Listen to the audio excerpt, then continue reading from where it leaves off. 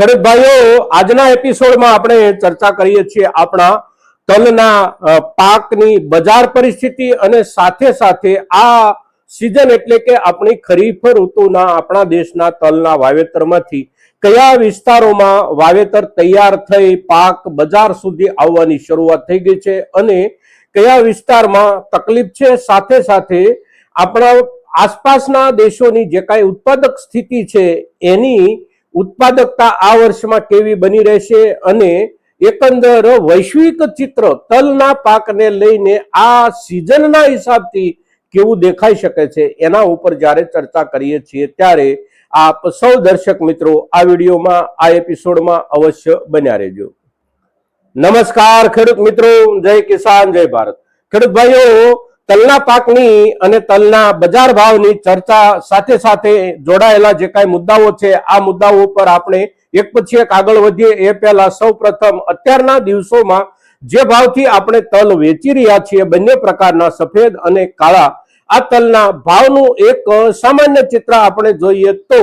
વિતેલા લગભગ 15 થી 20 દિવસ દરમિયાન સામાન્ય રૂપમાં ભાવોમાં સુધારો મળ્યો છે। ઉછાળો આપણે ન કહી શકીએ પણ સુધારો અવશ્ય છે અને સુધારો દરેક વર્ગની દરેક ક્વોલિટીમાં છે। નીચેના માલમાં એના મુજબ સુધારો, વચ્ચેના માલમાં એ પ્રમાણે અને સારી ક્વોલિટીમાં એ પ્રમાણે। સારી ક્વોલિટી 1600 થી 1700, 1750 અને ત્યાર પછીના ક્રમમાં આગળ જતા જતા આપણને છેલ્લા લગભગ 4 થી 5 દિવસ દરમિયાન બજારમાં સારી ક્વોલિટી 2200 રૂપિયા સુધીના ભાવે પહોંચતી જોવા મળી છે કોઈ ખેડૂતની પોતાની ઉપજ ઉપર। સાથે સાથે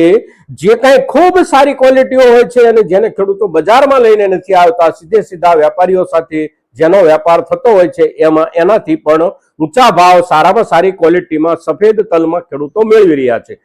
હવે કાળા તલની વાત કરીએ તો કાળા તલમાં પણ સ્થિતિ એકંદર ઠીક સુધારા તરફ છે। વિતેલા 3 અઠવાડિયા દરમિયાન આપણે જોઈએ તો 300 થી 400 રૂપિયા સુધીનો સુધારો કાળા તલના ભાવમાં પણ આપણને જોવા મળ્યો છે। ઊંચામાં ઊંચી સારામાં સારી ક્વોલિટી જે કાંઈ આવતી હોય એ 4500 રૂપિયા સુધી માર્કેટિંગ યાર્ડમાં પહોંચતી આપણે જોઈ રહ્યા છીએ અને ખૂબ સરસ રીતે તૈયાર કરેલો સારી ક્વોલિટીનો એક સમાન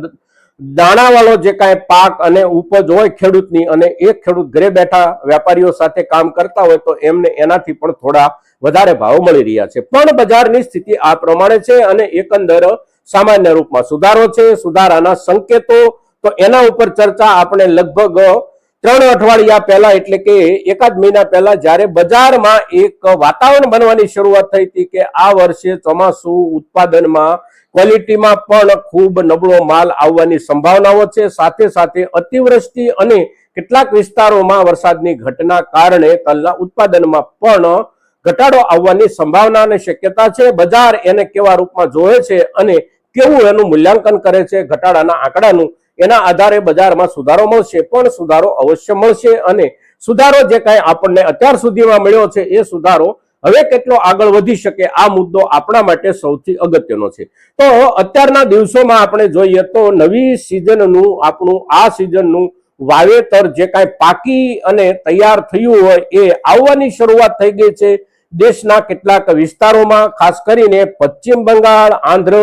ઓરિસ્સા અને કર્ણાટક આ બધા જ વિસ્તારોમાંથી નવા તલની ઉપજો બજારમાં ઠીક પ્રમાણમાં આવવાની શરૂ થઈ ગઈ છે લગભગ એકાદ અઠવાડિયાથી। હવે ઉત્તર ભારતના બાકીના રાજ્યો જેમ કે બિહાર હોય, ઉત્તર પ્રદેશ હોય, મધ્યપ્રદેશ, મહારાષ્ટ્ર અને આપણું ગુજરાત આપણા બધા રાજ્યોમાંથી ધીમે ધીમે આવકો શરૂ થઈ જશે। રાજસ્થાનમાં અતિવૃષ્ટિનો માહોલ છે એટલે ત્યાંથી કદાચ થોડું મોડું થાય અગર તો રાજસ્થાનના મોટા ભાગના વિસ્તારોમાં તલના પાક પર આ સમય દરમિયાન અતિવૃષ્ટિની પણ ખૂબ મોટી અસર થઈ છે એટલે ત્યાંથી આવકો પણ ઓછી થવાની સંભાવનાઓ છે। પણ એકંદર નવી આવકો શરૂ થઈ ગઈ છે એટલે નવી આવકોની સાથે બજાર અત્યારે આ ધોરણે ચાલી રહ્યું છે। હવે વિશેષ વધારાની સંભાવનાઓ અને શક્યતાઓ કેટલી, તો એકંદર આ જે સુધારો આપણને જોવા મળ્યો છે એ સુધારો હવે પછી આપણા પોતાના દેશના ઉત્પાદનના ધોરણે આપણે જોઈએ તો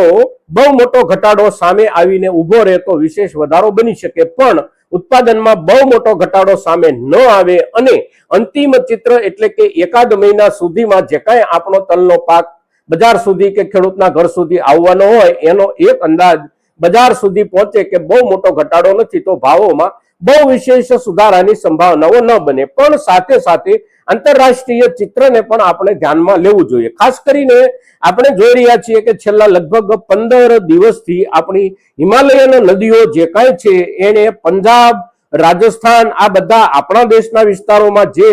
પૂર પરિસ્થિતિનું નિર્માણ કર્યું છે એમાંથી મોટા ભાગની નદીઓ આપણી સરહદ ઓળંગી અને પાકિસ્તાનમાં જાય છે, અને પાકિસ્તાનમાં પણ એવી જ પૂર પરિસ્થિતિ છે અત્યારે જેવી આપણા પોતાના પંજાબ અને રાજસ્થાનના વિસ્તારોમાં છે. અને તેથી પાકિસ્તાનનો આ એ જ વિસ્તાર છે કે જે વિસ્તારમાં તલનું મહત્તમ વાવેતર થાય છે આ સિઝન દરમિયાન. એટલે પાકિસ્તાન તલના ઉત્પાદનમાં નોંધપાત્ર ઉત્પાદક દેશ છે અને એના ઉત્પાદન વિસ્તાર ઉપર અત્યારની પૂર પરિસ્થિતિની બહુ મોટી અસર પડી શકે છે. આપણે ત્યાંથી જે કાંઈ નદીઓના પ્રવાહ પાકિસ્તાનમાંથી વહે છે એ તમામ નદીઓ ઉફાન પર છે અને ત્યાં પૂરની પરિસ્થિતિ છે. એટલે પાકિસ્તાનમાં ઉત્પાદનમાં પણ બહુ મોટો ઘટાડો આવી શકે છે, સાથે સાથે ક્વોલિટી ઉપર પણ ખૂબ મોટી અસર પડી શકે છે. અને તેથી આંતરરાષ્ટ્રીય બજારમાં પાકિસ્તાનના પુરવઠાની આ વર્ષમાં આ સિઝનમાં ઘટ સંભવિત છે અને એની અસર આંતરરાષ્ટ્રીય બજારમાં થઈ શકે છે. પણ એની સામે આફ્રિકન દેશો અને દક્ષિણ અમેરિકા ખંડના જે કોઈ દેશો તલના ઉત્પાદનમાં ખૂબ મોટા પ્રમાણમાં આગળ વધ્યા છે એમને ત્યાંની પરિસ્થિતિ અને એમના ઉત્પાદનમાં બહુ લાંબો ફરક ન પડે તો આ વર્ષે પણ તલના આંતરરાષ્ટ્રીય બજારના ભાવમાં વિશેષ સુધારાની શક્યતાઓ એકંદર આપણે ઓછી માનવી જોઈએ. સાથે સાથે આપણા દેશની પોતાની જરૂરિયાતના હિસાબથી આપણે જોઈએ તો આપણું ઉત્પાદન પાછળ રહી જાય, ક્વોલિટી થોડી નબળી રહી જાય તો આપણી સારી ક્વોલિટી અને જે ઉત્પાદન આપણા હાથમાં આવવાની સંભાવનાઓ છે એ ઉત્પાદનના આપણા અત્યારની સ્થિતિના ભાવ જળવાઈ રહે અને આગળના નજીકના સમયમાં થોડો ઘણો સુધારો હજી પણ વિશેષ પ્રમાણમાં આપણને જોવા મળી શકે છે. પણ સૌથી અગત્યનો મુદ્દો એટલે આપણા ઉત્પાદનની ખરેખર ઘટ કેટલી અને આપણા ઉત્પાદનમાં ગુણવત્તા કેટલી આમ તેમ થઈ અને આપણી સામે આવે છે. હવે છેલ્લે વાવેતરના આંકડા ઉપર નજર કરીએ, આપણા દેશના વાવેતરના આંકડા પર તો નિયમિત રીતે છેલ્લા 5 વર્ષના આંકડાઓ એ પ્રમાણેના છે કે 10 લાખ હેક્ટર આસપાસ આપણા દેશની અંદર તલનું વાવેતર આ સિઝન દરમિયાન થતું હોય છે. પણ આ સિઝનમાં થયેલા વાવેતરમાંથી જે કાંઈ તલની ઉપજ આપણને મળે છે એ ઉપજની ક્વોલિટી થોડી નબળી રહેતી હોય છે. એની સામે ઉનાળુ સિઝનમાં જે તલનું વાવેતર થતું હોય એની ક્વોલિટી ખૂબ સારી મળતી હોય છે, કારણ કે ઉનાળુ વાવેતરમાં ચોમાસાના સમય દરમિયાન જે કાંઈ રોગો આવતા હોય એ રોગોની સંભાવના ઓછી હોય. સાથે સાથે વરસાદી વાતાવરણના કારણે જે ક્વોલિટી દબાઈ રહેતી હોય એ પ્રમાણેનું દબાણ ઉનાળાના વાવેતરમાં ન હોવાના કારણે ઉનાળુ વાવેતરની ક્વોલિટી આપણી પાસે સારી આવતી હોય છે. અને ઉનાળુ વાવેતરમાં સૌથી મોટો હિસ્સો આપણા દેશની અંદર આપણા ગુજરાત, રાજસ્થાન અને મધ્યપ્રદેશ આવા 3 થી 4 રાજ્યોનો છે અને આપણે ત્યાંથી જે ક્વોલિટી મળે છે એ સૌથી સારી ક્વોલિટી મળે છે. એટલે અત્યારે આપણી પાસે હજી પણ કેટલાક ખેડૂતો પાસે આ વર્ષની ઉનાળુ વાવેતરની ઉપજનો માલ જે કાંઈ સંગ્રહિત છે સારી ક્વોલિટીનો, એમને માટે કદાચ થોડા વિશેષ સુધારાની શક્યતાઓ બને છે. પણ આપણે એક વાત કાયમ માટે યાદ રાખવાની છે કે આપણે ત્યાં વાવેતરમાં થનારો ઘટાડો અગર તો ક્વોલિટીમાં થનારી ગુણવત્તામાં થોડી હલકી ઉપજ એની અસર જે કાંઈ બને એ એટલી બધી ન બને કે ખૂબ ઊંચો ભાવ આગળ જતો રહે, કારણ કે આખરે દુનિયાના દેશોના એકંદર એકબીજા દેશો સાથેના વેપારના ભાવોથી બહુ મોટો ફરક આપણને મળવાની સંભાવનાઓ નથી હોતી, કારણ કે આખરે આ બધા જ વેપારો અને વેપારોનું ચિત્ર વૈશ્વિક ધોરણે જ એકબીજાની સાથે આપોઆપ જોડાઈ જતું હોય છે. એટલે ભાવોમાં સુધારાની સંભાવના જે કાંઈ થોડી ઘણી બની શકે એ આપણા ઉત્પાદન અને આપણી ક્વોલિટીના આધારે બની શકે. આજના દિવસે તલના પાકની પાક પરિસ્થિતિ, બજાર પરિસ્થિતિ અને બાકીના દેશોના ઉત્પાદનની સંભાવનાઓ અને શક્યતાઓ ઉપર જ્યારે ચર્ચા કરીએ છીએ ત્યારે આપણી આ ચર્ચા મહત્તમ ખેડૂતો સુધી પહોંચે ખૂબ જરૂરી છે અને